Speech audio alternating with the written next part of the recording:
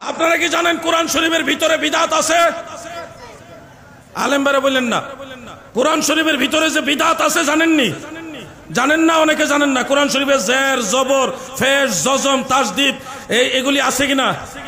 আপনারা কি জানেন এগুলি সব বিদআত? টেনশনে পড়ে গেছেন নাকি? কোন বাপের বেটা নাই যে প্রমাণ করে দিবে কোরআন শরীফে জের, জবর, ফেশ, জজম নবীর জামানায় সাহাবীদের জামানায় ছিল? কেউ না এটা প্রমাণ করবে। সাহাবীদের জামানায়ও জের জবর ছিল না কোরআন শরীফে। বাদশাহ হাজ্জাজ বিন ইউসুফের জামানায় এসা, এরপরে আরেকজনের জামানায় এসা পরবর্তীতে তাসদীদ এবং সাকিন এগুলি যুগ হয়েছে অনেক পরে। উলামায়ে কেরাম সবাই জানে ইলমে নাহু, ইলমে সরফের আলোকে এই কোরআন শরীফের জের, জবর, পেশ, জজম হলো বিদআতে ওয়াজিবা। এটা যদিও বিদআত কিন্তু এটা জরুরি। এটা কোরআন তেলাওয়াতের জন্য আমাদের সবার দরকার। এখন আপনারা যে বলেন বিদআত মানে খারাপ, বিদআত মানে বাদ দিয়ে দাও, কোরআন শরীফের জের জবর কি করবেন? নাইলে প্রমাণ করেন যে রাসূল পাকের জামানায় জের জবর ছিল, দেখাও। আরেকটা উদাহরণ দিতে চাই, দিব না? টেনশনে পড়ে গেছেন নাকি আপনারা? এলাকায় মাদ্রাসা আসেনি? আলিয়া মাদ্রাসা বলেন আর কওমি মাদ্রাসা বলেন, প্রচলিত যত মাদ্রাসা আছে সব বিদআত। ফতোয়ায়ে শামি খুলেন দেখাই দিই, ফতোয়ায়ে শামি খুলেন আমি দেখাই দিই। যত মাদ্রাসা, আলিয়া বলেন, দরসে নিজামি বলেন, কওমি বলেন, সব মাদ্রাসা বিদআত। প্রচলিত সব মাদ্রাসা বিদআত। কিতাব আমি দেখাই দেই, তোমার ঘরের কিতাব থেকে আমি দেখাই দিব।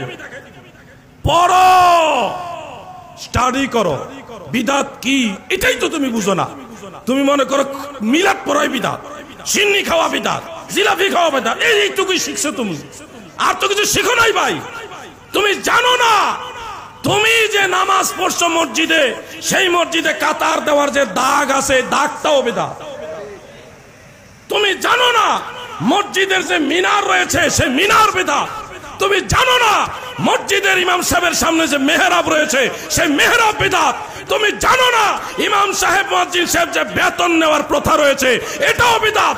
তুমি জানো না মসজিদের দান বাক্স, মাদ্রাসার দান বাক্স বিদআত। তোমাকে শুধু শিখানো হয়েছে মিলাদ পড়া বিদআত, আর কিছু শিখায় নাই।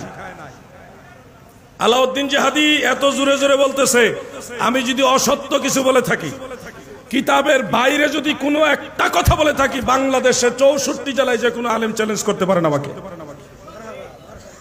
যে কোনো আলেম, যে কোনো ঘরানার আলেম চ্যালেঞ্জ করেন, অনলাইনে অফলাইনে, যেইভাবে চাইবেন আমি বসবো। কিন্তু আমি চাই জানার দরকার সবার।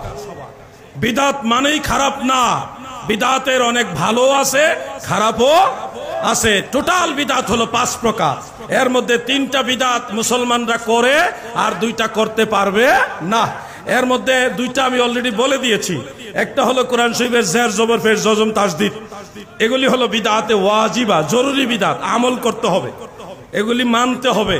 আর দ্বিতীয় যে মাদ্রাসা, এটা যদিও বিদআত কিন্তু এটা নাজায়েজ না, এটা মুস্তাহাব পর্যায়ের বিদআত, এটা সওয়াবের কাজ বিদআত। রাসূল পাকের জামানায় এই সিস্টেমের মাদ্রাসা ছিল না, অনেক পরে মাদ্রাসা আবিষ্কার হয়েছে, অনেক পরে এই সিস্টেমটা। এটাকে বিদআতে মানদুবা ওই স্তরের মধ্যে আনা হয়েছে। 3 নম্বরে আপনারা বছরে 2-1 বার প্রত্যেকের ঘরেই মেহমানদারি, মুসাফির যারা আছেন তাদেরকে খাবার পরিবেশন করে থাকেন, করেন কিনা? করেন না নাকি আপনারা?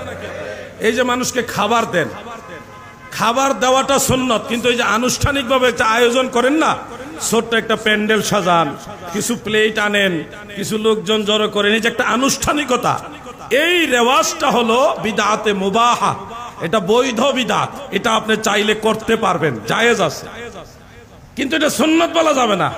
সুন্নত হলো মানুষকে খাবার দেওয়া, ইতামুত আম, যেটা খাবার দেওয়াটা হলো সুন্নত, কিন্তু ওই আনুষ্ঠানিকতাটা হলো বিদআত। আমি আরো সহজ করে দিচ্ছি, এই যে ওয়াজ মাহফিল, ওয়াজ করাটা হলো ফরজে কিফায়া আলেমদের জন্য। ওয়াজ করাটা আলেমদের জন্য ফরজে কিফায়া, সবার জন্য না। শুধু আলেমদের জন্য ফরজে কিফায়া, সবার জন্য না। কিন্তু এই যে আনুষ্ঠানিক আয়োজন, stage, chair, table, poster, lighting, miking, আরো যে সিস্টেম, এই সিস্টেমটা হলো বিদআত, কিন্তু নাজায়েজ না, এটা বিদআতে মানদুবা, এটা জায়েজ বিদআত। কোন হাদিস থেকে, কোরআনের কোন আয়াত থেকে এই সিস্টেমে ওয়াজ মাহফিলের দলিল আপনি দেখাইতে পারবেন না। কিন্তু ওয়াজের দলিল আছে, মূল জিনিসটার দলিল আছে, যেটা করা হচ্ছে বয়ান, এই জিনিসটার দলিল আছে, কিন্তু প্রচলিত এই সিস্টেমের দলিল না। এই কাইফিয়াত, সিস্টেম, এই ধরন, রীতি, এটাকে বলা হয় বিদআতে মানদুবা। এটা বৈধ সওয়াবের কাজের বিদআত, মুস্তাহাব পর্যায়ের বিদআত। ভাই আমার একটা সংজ্ঞা আমি বলবো সবাইকে উদ্দেশ্য করে, আলেম ভাইরা আপনারা তো অসংখ্য আলেমের উস্তাদ, একটা সংজ্ঞা মুস্তাহাব কাকে বলে, এই সংজ্ঞাটা সবার মনে নোটে রাখবেন।